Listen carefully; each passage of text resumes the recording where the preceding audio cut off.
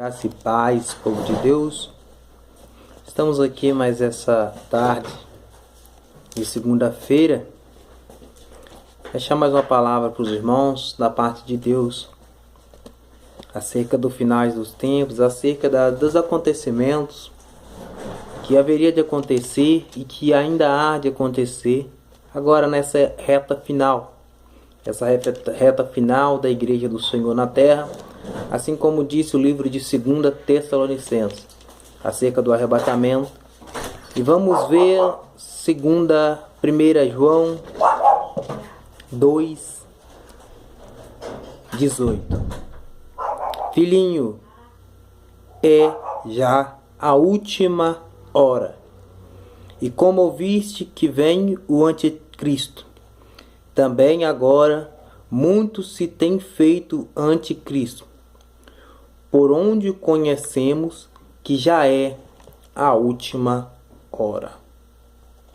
Sairão de nós, mas não eram de nós, porque se fosse de nós, ficaria conosco. Mas isso é para que se manifestasse que não são todos de nós. E vós tendes a unção do Santo e sabeis de tudo. Não vos escrevi, porque soubesseis a verdade, mas porque sabeis, porque nenhuma mentira vem da verdade. Quem é mentiroso, senão aquele que nega a Jesus Cristo? E é o anticristo, esse mesmo que nega o Pai e o Filho. Qualquer que nega o Filho também não tem o Pai. E aquele que confessa o Filho tem também o Pai. Amém? João ele deixou essa mensagem escrita para nós, para que nós venhamos perseverar. Haja visto que ele vai dizer bem claro: os filhinhos, já é a última hora em que vem o anticristo. Haja visto, se olharmos por acontecimentos mundiais, o mundo está caminhando a passos largos para o fim. João, quando ele escreveu, os apóstolos eles tinham a esperança de que o arrebatamento da igreja acontecesse naquele tempo. Haja visto que o evangelho naquele tempo ele vai se espalhar muito rápido. Paulo mesmo vai ser enfático em dizer, quando ele diz que o evangelho foi pregado a toda criatura. Porque o evangelho se constituía ali em Israel e ali aquele povo que vivia aos arredores. Haja visto que hoje muitos têm se levantado anticristo. Hoje vemos muitas pessoas se denominando, se rotulando como Cristo, se rotulando como Cristo. Mas haja visto que a palavra do Senhor, viva, verdadeira e eficaz, ela vai dizer bem claro: conhecendo que já é a última hora. Haja visto que no tempo passado não acontecia esses acontecimentos. Haja visto que hoje temos aí pessoas que se denominam o Cristo dessa era. Mas sabemos que o homem do pecado, no qual vai falar em 2 Tessalonicenses, ele vai se manifestar depois do arrebatamento da igreja. Porque como dizem em 2 Tessalonicenses, que vai dizer bem claro: mas ainda há um que o retém para que se manifeste, até que do meio seja tirado. Esse que retém ainda a igreja do Senhor, que ainda está constituída aqui na terra, que ainda tem homens e mulheres de Deus espalhados, levando o evangelho, pregando o evangelho, falando das coisas do Criador. E quando Paulo ele escreve na carta aos povos de Tessalônica, ele vai ser bem claro em dizer que ainda há um que o retém. Esse um é aquele que desce em Atos 2, é aquele que o Messias, quando vai subir, ele vai dizer: vou para o Pai, mas enviarei o outro Consolador. E eis que estarei convosco até a consumação dos séculos. Então esse que está conosco, esse que ainda o retém, é o Espírito Santo. Haja visto que tem pessoas que vai ser tribulacionista e pré-tribulacionista. Mas das duas hipóteses, alguns estão corretos, mas alguns estão equivocados na sua interpretação. E o Senhor, ele vai dizer bem claro que já é a última hora. O relógio de Deus não gira como o nosso relógio. Haja visto, se voltarmos um pouco atrás no passado, nunca foi tão pregado, nunca foi tão anunciado, tanto em rádios, quanto em televisão, quanto nas praças, quanto nas igrejas, tantas as portas de igrejas, como nunca foi tão anunciado a vinda de Cristo. Haja visto que a palavra do Senhor vai falar em Mateus que haverá sinais no céu, na lua e nas estrelas, e os poderes do espaço serão abalados. Então virá o Filho do Homem vindo numa nuvem, com poder e grande glória. Arrebatamento. O arrebatamento que o Evangelho de Mateus 24 vai mostrar, ele vai mostrar alguns pontos chaves para que nós venhamos ficar apercebidos aos acontecimentos que haveria de acontecer, que haverá de acontecer. Hoje, se olharmos bem, se pesquisarmos um pouco acerca das notícias, vamos ver que o homem ele não está tendo mais o controle das estações, eles não estão tendo mais o controle da chuva. Antigamente eles falavam, mês de dezembro vai chover inteirinho. E hoje não se acontece mais. Dia de finados, chovia todo dia de finados, mas hoje já não acontece mais. Então são acontecimentos, são eventos que vêm apenas para nos chamar a atenção de que algo aí está por vir.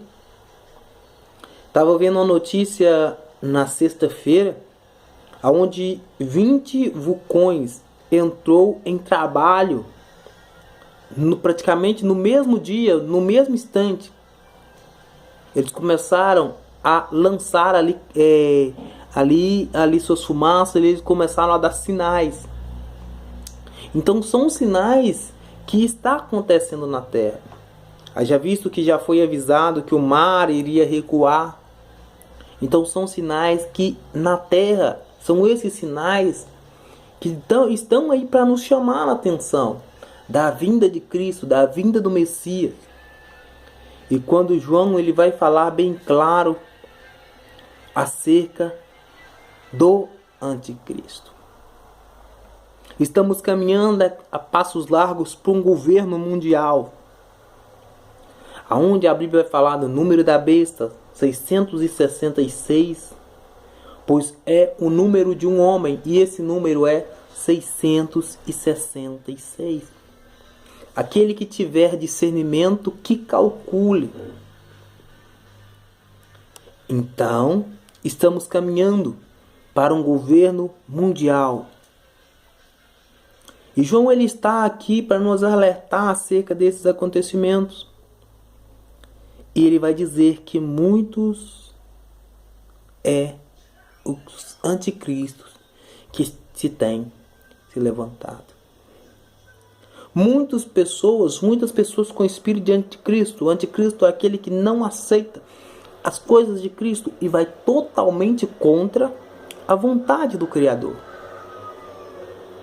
Então João ele vai nos alertar e vai dizer bem claro, conhecendo que já é a última hora.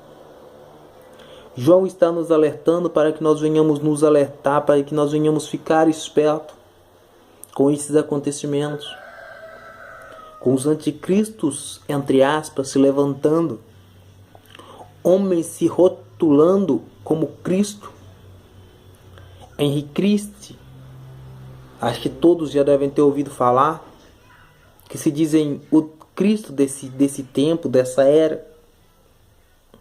Mas sabemos bem que o nosso Criador, que o nosso Cristo, ele já veio, já morreu, já padeceu pelas nossas vidas e hoje está na glória com Deus Pai. Por que que hoje o Cristo judeu, o Cristo do povo de Israel, de certa forma nós vamos adorar o mesmo Deus, mas de certa forma o Deus, o Cristo de Israel é outro? Porque que eles esperavam um Cristo com honrarias, um Cristo bem sucedido, um homem influente, um homem que se assentasse no trono. Mas o nosso Cristo, ele veio nos ensinando que tudo dessa terra é vaidade, que tudo dessa terra é passageiro. Então eles os rejeitaram. A Bíblia mesmo vai dizer bem claro: vim para os meus. Quem era o dele? O povo de Israel. Mas os meus me rejeitaram. Então os gentios abraçaram a causa do Criador. Haja visto que o Messias, os judeus, eles não se comunicavam com os samaritanos, porque os judeus, eles resolveram adorar no templo. E os samaritanos continuaram seguindo as tradições do princípio, adorando nos montes, criando altares para sacrificar ali nos montes os seus sacrifícios. Mas a Bíblia fala bem claro que chegaria um tempo em que não adoraria nem no templo e nem nos montes, mas os verdadeiros adoradores adorariam em espírito e em verdade. Porque hoje eu já visto que o evangelho está corrompido. Não quero atacar a denominação, não quero atacar pastores, não quero atacar ninguém. Mas haja visto que hoje o nosso foco hoje não tem sido verdadeiramente a Cristo. Nós temos mudado a glória de Deus para a glória terrena. Nós temos preocupado mais com coisas do mundo do que coisas que o Senhor, que Cristo nos ensinou. Cristo nos ensinou em Mateus que não devemos buscar coisas da terra. Não junteis tesouros na terra, onde a traça e a ferrugem corrói, mas ajunteis tesouros no céu. E muitas das vezes nós achamos que é prioridade a juntarmos coisas na terra. Eu preciso deixar uma herança para o meu filho, eu preciso deixar uma herança para minha família. De fato, não é pecado buscar, não. Mas o problema é que nós colocamos prioridades nos lugares errados. Já visto que hoje nós deixamos muitas das vezes a nossa família para estar dentro de um templo, para estar dentro de vários acontecimentos. Deixamos a nossa família a reveria, não frequentamos. Não, mas a palavra me fala para a gente não sentar nas rodas de escarnecedores.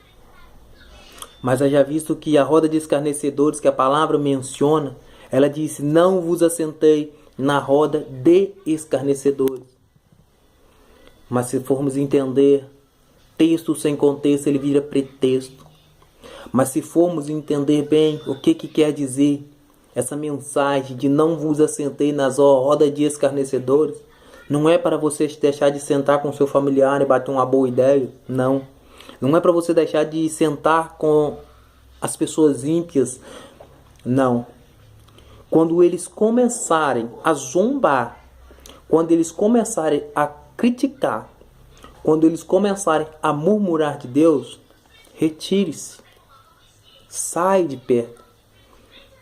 Mas não devemos fazer acepção, não devemos deixar com que o adversário lance as pessoas na depressão.